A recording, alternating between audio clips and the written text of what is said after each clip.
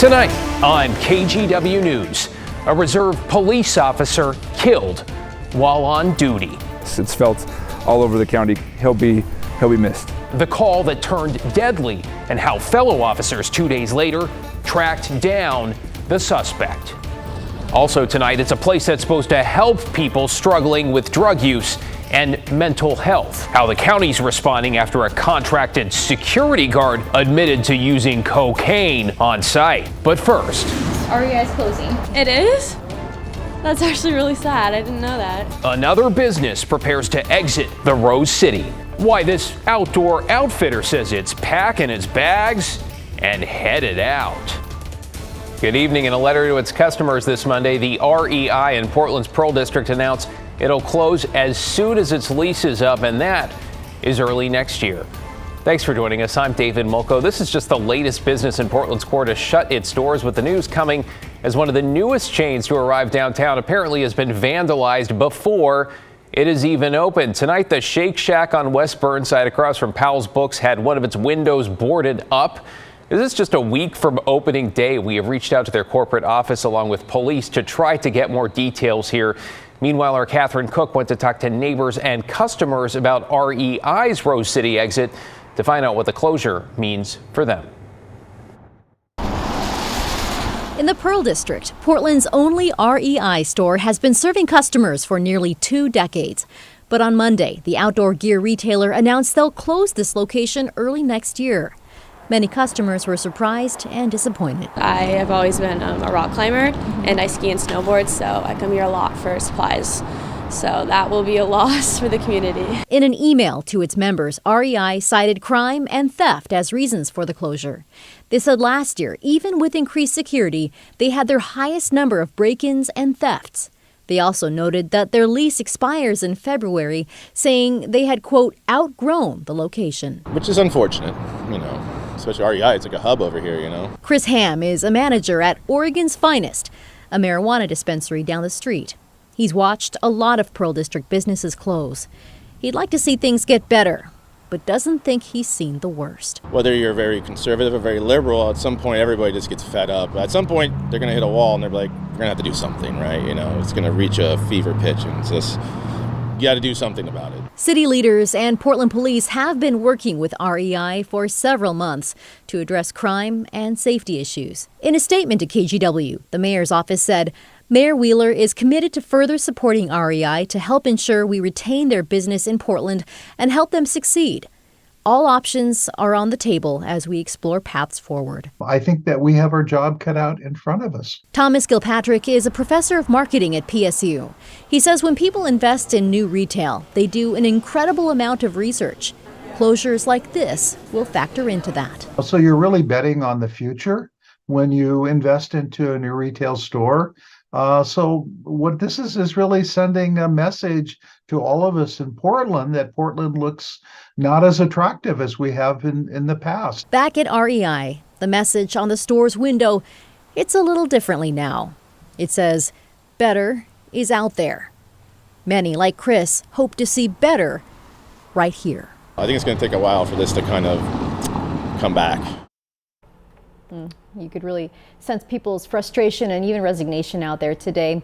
Again, the Pearl location is the only REI store in Portland. A company spokesperson tells us they're working on a long-term regional solution that complements their other stores. Right now, the closest REI locations to downtown Portland include Tualatin, Hillsborough, and Clackamas. David. Frustration and resignation, not really a great place to be. Thank you, Catherine. Let's get you caught up on tonight's other headlines now. A large fire is burning through part of downtown John Day tonight. The small city in eastern Oregon has called in help from the Oregon State Fire Marshal to get extra crews on scene. Our thanks to viewers who sent in these photos and videos. The Elkhorn Media Group reporting the fire, which is still burning, started in a home entertainment store and then spread to neighboring businesses. A man convicted of secretly filming and touching children underwater at a local athletic club has been sentenced. A judge sentenced Damian Karp to the maximum 25 years in prison. Now, Karp pleaded guilty to the abuse at the Vila Sport Athletic Club in Beaverton last summer. The father caught him when he noticed him behaving strangely toward his daughter and other kids in the hot tub. Carpet previously served 15 years in prison for sexually abusing a 10-year-old. Teachers in Woodburn may go on strike as soon as next Monday. The union had given the school board a heads up, and now the district is planning a half day for students this Friday so they can prepare for that strike. The teachers union says negotiations are stalled on several fronts, including pay, class size, and prep time. The district says without more funding from the state, they cannot meet the teachers' requests. And tax day is nearly here. Whether you filed your federal and tax returns, do not let the local taxes catch you off guard. In Portland, that includes the arts tax, which you can pay online. People living in the metro area might also have to pay the Metro Homeless Services tax or Multnomah County's preschool for all tax. Now, those apply to individuals making more than $125,000 a year or couples making more than $200,000. Developing tonight in eastern Oregon, the man suspected of gunning down a reserve police officer is now behind bars. 43-year-old Joseph Johnson was shot and killed Saturday night in the town of Nissa. Mike Benner with the update. The hours-long manhunt for this individual is over. Early Monday morning, law enforcement arrested Rene Castro at a home in the city of Ontario in eastern Oregon. The 36-year-old is suspected of gunning down a reserve officer with the Nissa Police Department. It's felt all over the county because, as I mentioned, he lived in Ontario, family up there, worked at one of our biggest employers in the county at the prison, so many associates there and friends. Malheur County District Attorney David Goldthorpe is referring to Reserve Officer Joseph Johnson. On Saturday night, the 43-year-old responded to reports of a violent man damaging property and threatening people. That man, later identified as Castro, took off when Officer Johnson arrived. We're told the officer gave chase until Castro pulled over. Immediately, based on witness statements, the suspect, Rene Castro, just began shooting. There was no time for Officer Johnson to respond, and so he was shot. And by the time anybody got there, which was very quickly, he was already deceased. As authorities secured the scene and started the investigation into the shooting death of Officer Johnson, others began scouring the area for any sign of Castro, who has a criminal history that dates back years. He's somebody that was known to the community as having some run-ins with the police once in a while, and so they knew who he was. And that intel explains the number of law enforcement officers involved in the apprehension of Castro Monday morning. It brought to an end the search for a guy accused of killing Reserve Officer Joseph Johnson, who the community gathered to remember as the public servant he was. He'll be missed. Mike Benner reporting there. Reserve Officer Johnson reportedly leaves behind his wife and children. The Oregon Fallen Badge Foundation is now raising money for the family. We have a link to that fundraiser in our article on KGW.com. The suspect in the case of a murdered Vancouver mother and daughter has pleaded not guilty. Kirkland Warren appeared via video link today in a Clark County courtroom.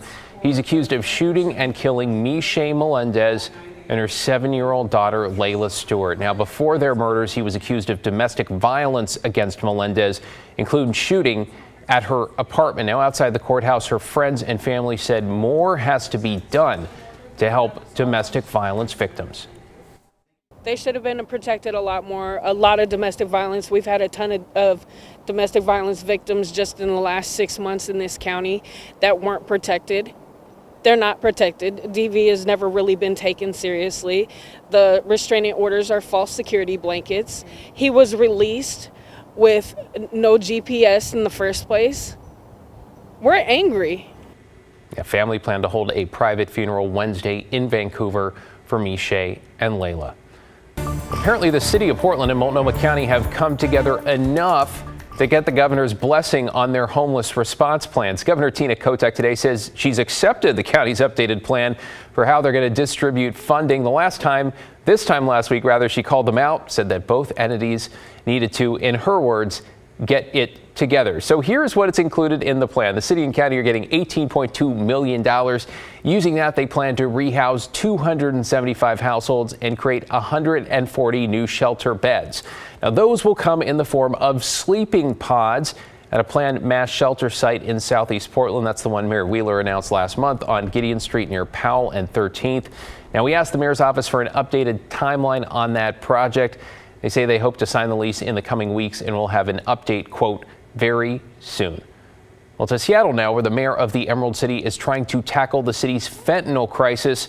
with an executive order. Mayor Bruce Harrell's proposal includes a crackdown on drug dealers, an incentive program to get people into recovery, and a new overdose response plan. He says Seattle's police will focus efforts on arresting drug traffickers. Firefighters will add an overdose response unit, and the city council will help create a program to get people into treatment quickly and give them incentives for staying sober.